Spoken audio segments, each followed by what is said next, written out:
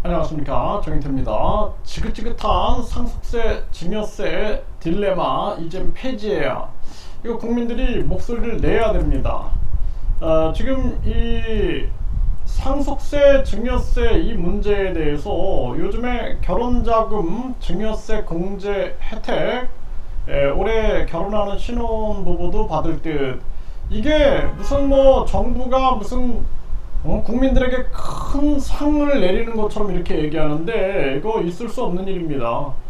5천만 원 이상이면 증여세를 부여했는데, 자녀가 결혼할 때 부모가 5천만 원 이상을 지원해주면은 증여세를 받았는데, 이 돈을 늘리겠다라는 거거든요. 근데 무슨 뭐 국민들이 모든 세금을 다 낸 부분이에요. 그리고 가족이라는 것은 경제 공동체인데, 거기다가 세금을 부여하고 5천만 원 이상인데 이걸 좀 늘려주겠다 하면서 생색을 내고 있는 거죠. 뭐 있을 수 없는 일입니다. 이거 참 국민들이 폐지하라라고 목소리를 내야 됩니다.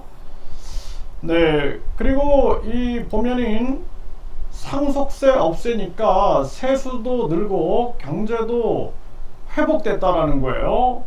그래서 후손에 가업 더 키울 기회를 줘야 한다, 이러한 목소리들이 나오고 있어요. 국민들도 이제는 멀리 바라봐야 된다는 거죠. OECD 회원국 중 상속세 운영 절반 안 된다라는 거예요. 멀리 내다볼 때다, 이렇게 얘기가 나오고 있어요. 그래서 한국도 이제는 이 부분에 대해서 충분하게 국민들이 목소리를 내야 된다라고 생각을 하고요. 지금 경제협력개발기구 OECD 평균 상속세율은 15%다라는 거예요. 15%. 15%인데, 그런데 상속세가 없는 나라도 캐나다, 호주 등 18개국에 이른다라는 것입니다. 그러니까 우리나라 같은 경우에는 이러다 보니까 이제 장수기업이 현저히 적은 거죠. 이게 심각한 문제가 아닐 수가 없는 것입니다.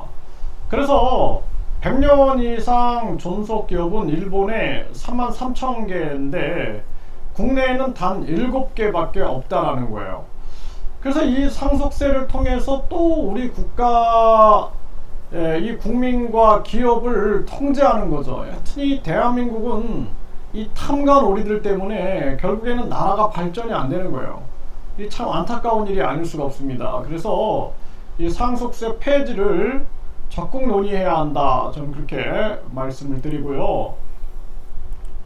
그래서 지금 이 지긋지긋한 상속세 딜레마 이제는 정리해야 한다라는 목소리가 나오고, 30억 물려받으면 15억 세금 내라니 세계 최고 상속세에 휘청거리고 있다라는 거예요. 이 심각한 문제가 아닐 수가 없고 국민들이 목소리를 내야 됩니다. 한국의 상속세 폭탄, 경영권 위협, OECD 국가 평균으로 낮춰야 된다. 15%라고 했잖아요. 15%. 네, 그런데 우리나라 같은 경우에는 지금 무려 할증이 붙으면 60%까지 올라가니까 경영권이 넘어가고, 이 가계 같은 경우에도 아니 자녀들 결혼하는데 5천만 원 그 이상이면 증여세 내라, 이 나라가 이 정말 정상입니까? 이 국민들이 이 약탈 자본주의에 익숙해져 있어가지고 아무 말도 안 하고 있는데, 결국엔 그렇게 돈 뜯어가가지고 정당 보조금, 선거 보조금, 선거 보전금, 특할비 펑펑 쓰는 걸 보세요. 그러면서도 계속 뭐 특할비가 필요하다, 정당 보조금 필요하다 하면서 저한테 욕 쓰는 사람들이 있는데, 이 사람들 다 이게 부역자들이죠. 부역자들. 거기서 이제 콩고물 떨어져 서 그거 같이 먹는 사람들인데, 참 가슴 아픈 일입니다. 상속세 부담에 상속 포기, 제도 개선이 시급하다, 당연한 지금 상황이다, 저는 그렇게 생각을 하고요. 결혼자금 증여세 공제를 5천만 원에서 1억 5천만 원으로 추진한다, 이렇게 나오는데 아예 증여세 상속세 폐지하라 국민들이 외쳐야 된다, 저는 그렇게 생각을 합니다.